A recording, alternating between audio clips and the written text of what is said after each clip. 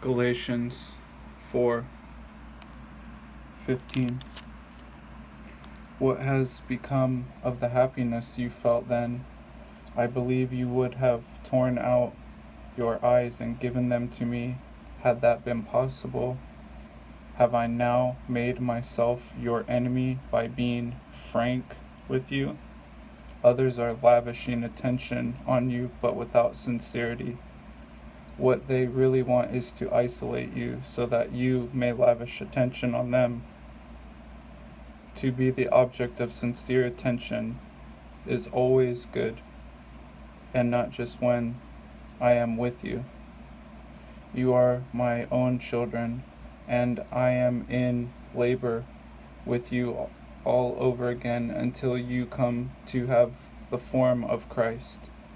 How I wish I could be with you now, for then I could modify my tone. As it is, I am at my wits' end about you.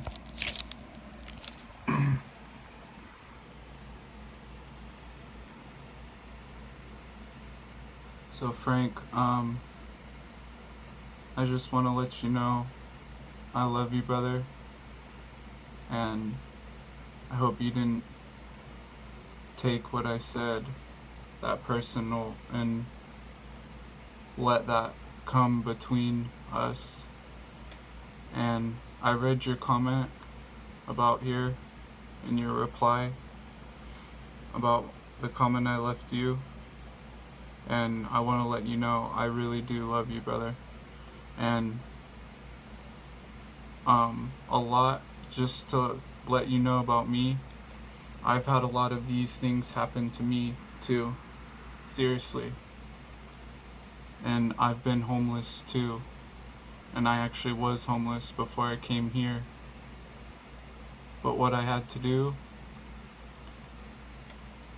is I had to humble myself and come back to my parents' place,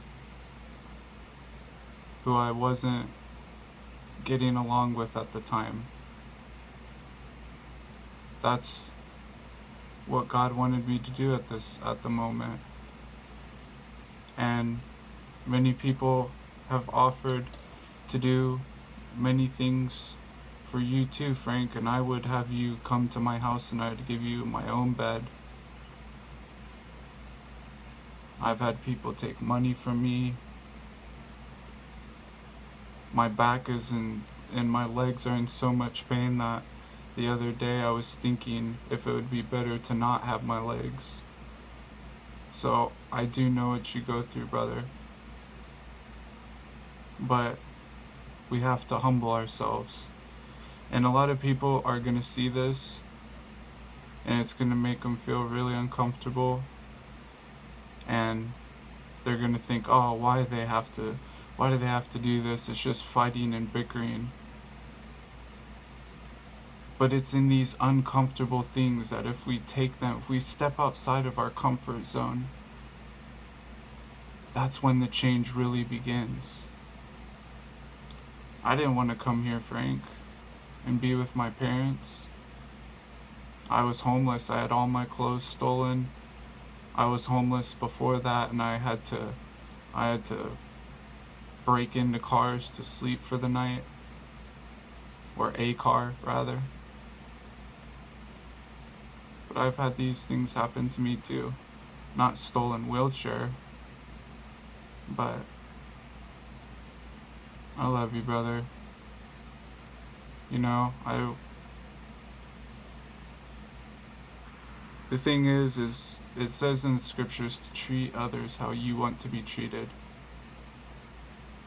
And the way that I operate is, if I'm not doing something correct, or if I'm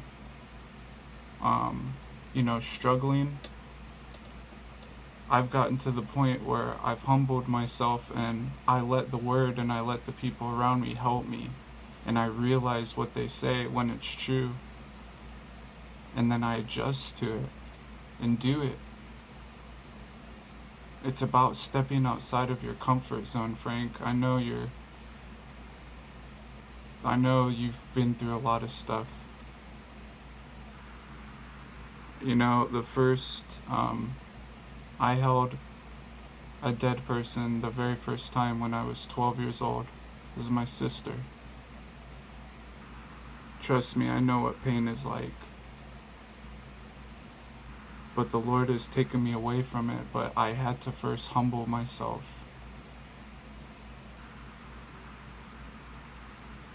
I love you, Frank, and I hope and pray that this doesn't come in between us, and I wasn't trying to take your peace away at all. I was just asking you questions. And I do truly love you, brother. And you know what? There are righteous judges out there, people, God's children who He's raising up to be a line of kings and priests, and they are out there, brother. And man is, God's children are becoming, or He has put the seeds in His children to become these people who He's designed them to be. So, I love you, Frank. God bless you. I'm always here for you too, brother. And when I tell you that I'll give you my bed, you can stay here, I mean it.